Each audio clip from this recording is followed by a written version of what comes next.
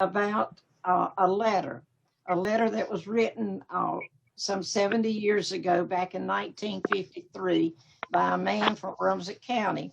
And in fact, ironically, this man who wrote the letter is a member of our society, James Herbert Robinson. And he and his wife, Sally, you remember Sally was vice president at one time, and they came to the meetings, and he always led the pledge a lot of times. And so this was a letter that James Herbert wrote to his mother when he was over in Germany in 1953. And here a few weeks ago, in fact, it was back in January, there came a post on Facebook. A lady had been to a thrift store here in the area and had purchased some old books. And as she was putting them in her car, out of one of the books, a letter fell. And she got curious because it had names on it that she thought might be identified as Brunswick County. And so what she did, she put it out. And of course, the next day, the Sellers family contacted her and said, yes, they knew who wrote the letter, and also the fact that they knew the family. And so she contacted the lady that found the letter was called Angie Price. And so she met with Gladys Stanley, who was a cousin of James Herbert's, down in Civitan, and she gave her the letter. And so everyone was quite happy to get the letter back to where it went. And so as she told her that Gladys was telling her that, yes, James Herbert was still living and that they lived here in the Charlotte area. And so Gladys takes the letter to James Herbert and shows it to him. And it was addressed to his mother. And at that time, she was Mrs. W.J. Sellers. And I'll go more into the Sellers line in just a moment. James Herbert is suffering with dementia, but he was able to understand what Gladys was telling him. He remembered being in Germany. In fact, he said he remembered flying over the Alps when he was stationed in Europe. So it brought back good memories for him also. The letter was postmarked December the 29th, 1953, and it had a U.S. Air Force cancellation and bearing a 6-cent airmail stamp. And it was addressed to Mrs. W.J. Sellers at Box 10 in Supply. And of course, the return address that was on it was of her son, Airman First Class James Robinson, who was stationed in Germany at that time. Today, I received that letter. I reached out to Sally and asked her if she would be willing to share that with us. And so today in the mail, I did receive a copy of the letter. And in it, it goes something like this. Dear Mom, I am still living, and I'm sorry I haven't written. I've been working day and night and have gotten my license to operate a ham radio station and have gotten my own radio station. Soon I hope to connect with an operator in Wilmington so that I can call home for free as much as I can. I had a good Christmas Day dinner, he said, and I thank you and my sister for the box that they sent to me. And that was the gist of the letter, signed, Love, Your Son. So that made us wonder about, well, what is this? What is the connection? And who was the Mrs. W.J. Sellers? And who was James Herbert Robinson? Well, Mrs. W.J. Sellers, James Herbert's mother, was born Lenny Anfer, A-N-F-E-R, Anfer Sellers. And she was the firstborn child of Elisha and his wife, Theodosia Vasti Stallings. She was born in 1888 here in Brunswick County. And one of her sisters is my grandmother Lancaster, Leslie Berlin Sellers. And so James Herbert and I are first cousins once removed. And so James Herbert's mother and my grandmother, Lancaster, who was a Sellers, was sisters. She was married 3 times. There was tragedy, it seemed like, at each time. She first married Fletcher B. Clemmons, which would be my Clemmons line also, in 1906. So they had 3 children, but only one of them lived to childhood. 2 of them died quite young. In fact, her husband, Fletcher, died at age 27. He was in Wilmington. He was working as a carpenter, and he died of typhoid fever in the sanitarium there in Wilmington. So that left her with a young child. 2 years later, she marries Vance Potter Robinson in 1913. He died in 1937, and he's buried at Sharon United Church Cemetery along with his parents. They had 8 children, the youngest being James Herbert. James Herbert and the family, whenever Mr. Jarvis, Washington Jarvis, he was called Uncle Jarvis, is how people referred to him. Whenever she married Jarvis Sellers, they moved to where the sign shop is located today. That's where the Sellers farm was, which is sort of catty corner across from Brunswick Electric. And so you see the area there in which they were living. After Mr. Robinson's death, then Lenny married Washington Jarvis Sellers in 1937. He died in 1963, and he's buried at Galloway West, and she is also. An interesting story goes along with the wedding, as at this time, both of them were quite old and up in age. And one of the things that the local community did was to provide them with a serenade on their wedding night, as was the custom in those days. The neighborhood women had all come to Jarvis's house the day before and cleaned it from top to bottom and put in white curtains in the windows. The newly married couple, plus James Herbert, who was 3 at the time, was sitting by the fireplace in the living room when things got a little out of hand. Anyway, some of the men got the idea of pouring water down the fireplace. And so it was told that Uncle Jarvis got up from where he was sitting, got his gun, said a few choice words, and went to the door. Well, the crowd scatters in all directions, but no one would own up to who had done such an act. And it was only years later at a Sellers reunion that the men came up to James Herbert and told them and admitted that they were one of the men on the rooftop that night who had poured water down the chimney.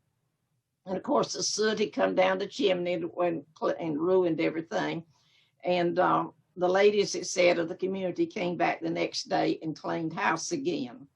This part of the story comes indirectly from James Herbert. He told it to Sally, his wife, and then Sally wrote this for me to include in my presentation tonight. So the part about the family coming straight from her. She said Uncle Jarvis, and that's what everyone called him, treated James like he was a son. He taught him many carpentry traits that he had used throughout his adult life, that James always loved to tinker with things, and he invented the telephone, so to speak. You remember using the 2 tin cans and the wire strung up and the boys being able to talk between each other. Of course, he didn't know at that time that he would eventually work for 2 telephone companies and retire after 33 years. So James Herbert then, after he comes out of the service, does go to work with Atlantic Telephone and another company and retires from that. He began in the National Guard. He joined that. The next year, he wanted to go in the Air Force. His mother gave him permission. So he goes to Whiteville, gets on the train that goes all the way to Lackland in San Antonio. And after receiving training, he is shipped off first to Germany.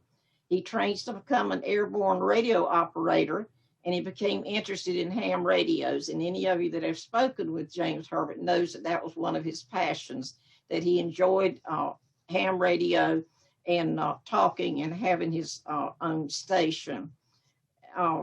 During his tours, he traveled many places, she said, in Europe, taking off whenever he could. You know, there was an airplane that had a vacant seat, and he was able to hop on and go and travel.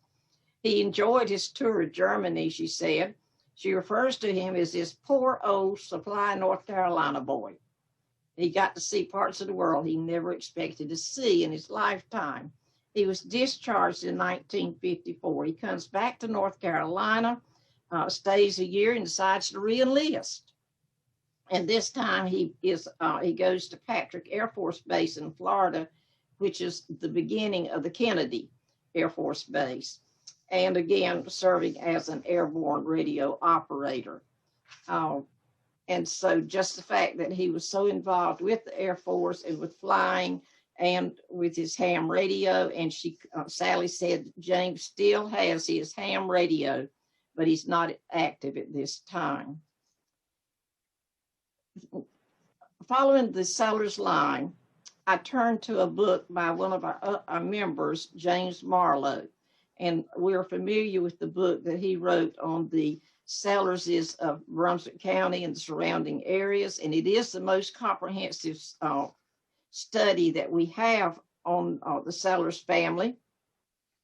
It was published in 1986, and his project concerned with the origin and descendants of Benjamin Sellers.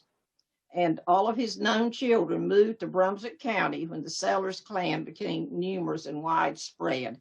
So real quickly, I'm going to trace you from Benjamin up to the current Sellers line. Now, you realize that there were children born of each of these marriages, and I'm only going to mention one. I'm going to follow the Sellers line that James Herbert and I also would be a part of.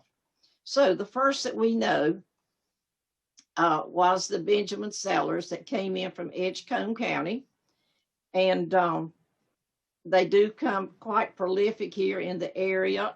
One thing that's always been a discussion is the name Elisha, because so many of the Sellerses are named Elisha, and it's hard to figure out which one went to which group.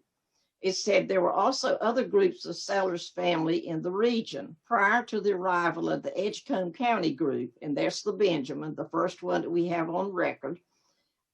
Families with the surname Sellers lived in southern Bladen County and on the Black River in New Hanover County. These people had Scottish origin and may have been associated with the settlement of the Upper Cape Fear River region by the Highlander immigration of the mid-1700s. Other groups of Sellerses were present in Sampson and Duplin County at the same time that this Edgecombe County group came in, and many of them from that area had their origins up from around Nash and Orange County.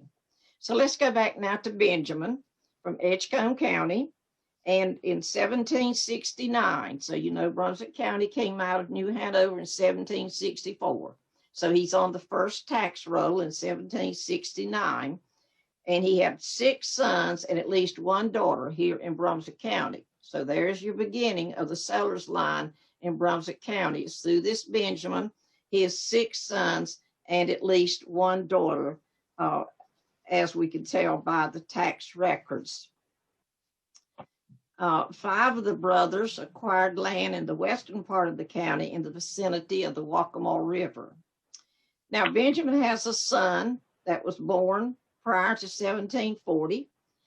He is on the Waccamaw River at a place called the Long Bluff, and he was in the militia from the Wilmington district during the Revolution.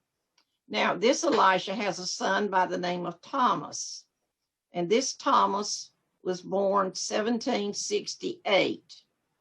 He was appointed to work on the road from Robeson's to John Ward's Ferry in the July session of the court records, and he was excused from the road work and appointed instead to work on the river in the October session. This Thomas now has a son named Elisha. So here's Elisha, the grandfather, Thomas, the son, and now here's Elisha, another grandson. This grandson is Elisha. He was born 1792. He served in the 3rd North Carolina Militia Regiment of 1814. It was known as the Brunswick Regiment. So this is the Elisha, 1792. He's had the wife Ann Hickman, and that's where we can trace back to real well. There's a glitch there when people try to do their ancestry because of the Elishas and which Elisha is being referred to. But this is the Elisha, 1792, married Ann Hickman, and he was in the War of 1812. He served in Captain John Goss' company at Deepwater Point. That's where the Bald Head ferry terminal is. And there's a monument that the Daughters of 1812 put there to recognize these men who fought and were part of the militia during the War of 1812. He served on many Superior Court juries, and in 1831, he was appointed to road maintenance duty from the forks of the Smithville Road near Mrs. Swain to the Lockwood Folly River Upper Bridge. And then in 1837 court session, he was paid $200 by the sheriff for building a bridge over the Lockwood Folly River at the old courthouse. So this is the Elisha, the builder there of the bridge. This Elisha has a son by the name of William Riley. And William Riley was born in 1833. He married Louisa Clemmons, and they had 12 children. Now, William Riley served in the 36th Regiment as a private in the North Carolina Artillery. He was wounded and captured at Fort Fisher and was later released. Then William Riley has a son named Elisha. And this is the Elisha that married Theodosia Vasti Stallings, and they were 10 children. And one of those, remember, was Lenny, who was the mother of James Herbert. Listen to what they wrote in her obituary tribute for the Mount Pisgah Baptist Church. At that time, whenever a member of the church died, they would write an obituary and place it in the minutes of the church clerk's minutes. Also, they would send a copy to the Biblical Recorder, which was the Baptist newsletter in Raleigh. And it was a tradition that some type of tribute be written. I'm going to read you part of hers because it ends quite interestingly. She said, a good wife and mother, a true friend and neighbor is gone. She leaves a grief-stricken husband, 10 children, 21 grandchildren, and a host of relatives and friends to mourn her loss. All the children are church members but 2, and we hope that they may soon be brought into the fold. And so this was Miss Lenny's mother, the Theodosia Vasti Stallings that married Elisha. So we had Benjamin was the first. Then he had a son named Elisha. Then from Elisha came Thomas. From Thomas came Elisha again. Then William Riley. Then another Elisha. Then Lenny. And then James Herbert. And so that would trace his lineage back through and how they connect into the Sellers family. I would like to express my deep gratitude to Dr. Marlowe for all his research on the Sellers family and allowing me to summarize the sections of his book. It's entitled Records Pertaining to the Sellers Family of Brunswick County, North Carolina. He had a sentence in his book that I think sums it all up, and this is what he wrote. It is a rare native of Brunswick County today who is not connected in some way to the Sellers family. So a quick run through about the letter and then the connection to the Sellers line.